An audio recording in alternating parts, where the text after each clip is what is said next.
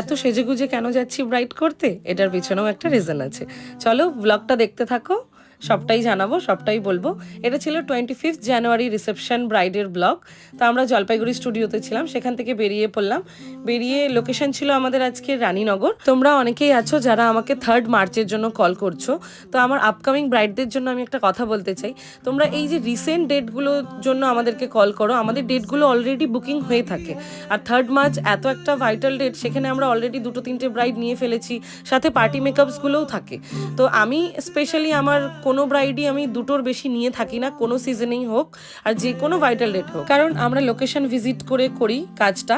আর বিয়ের রিচুয়াল সবারই কম বেশি একটু লেট হয়েই থাকে। ব্রাইডকে আমরা যেই টাইমটা দিয়ে থাকি সেই টাইমের আধা ঘন্টা হলেও ব্রাইড লেট করেই। আর এটাতে ব্রাইডেরও কোনো দোষ থাকে না, রিচুয়ালসই এত লেটে থাকে আর সব ব্রাইড এত পাঞ্চুয়াল হয় না টাইমের।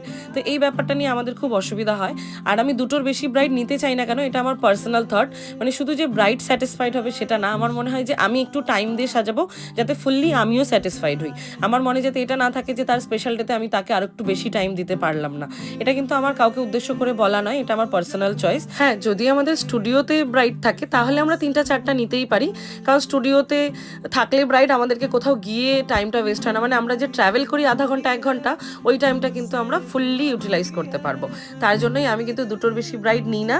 আর পার্টি মেকআপসগুলোও থাকে সাথে। তো তোমরা যারাই আমাদেরকে বুকিং করছো একটু টাইম নিয়ে আগে বুকিং করো, যাতে আমরা তোমাদের সবার কাজটাই খুব ভালো মতো করতে পারি। তোমাদের সাথে কথা বলতে বলতে আমাদের ব্রাইডাল ওয়ার্কটাও কমপ্লিট। তারপরে আমরা একটা পার্টি মেকআপ করেছিলাম। আর এখানে আমার এক স্টুডেন্ট এসেছিল, রিয়া, জলপাইগুড়িরই, ও আমাকে অ্যাসিস্ট করেছিল সেই দিন। তারপরে আমাদের ইনভাইট ছিল, আমি বলেছিলাম না এত সেজে গুজে এসেছি কেন। অ্যাকচুয়ালি ওর বিয়ের দিনও আমরা অ্যাটেন্ড করতে পারিনি, ওর আমাদেরকে পার্সোনালি ইনভাইটও করেছিল। দেখতে পাচ্ছ এখানে দীপক ছিল, পিউ ছিল, আমাদের পুরো গ্রুপটারই ইনভাইট ছিল, তাই জন্য এত সেজে গুজে যাওয়া হয়েছিল। আমরা খুব তাড়াতাড়ি সেখান থেকে খাওয়া দাওয়া করে বেরিয়ে পড়েছিলাম, কারণ অনেকটা দূর আসতে হবে।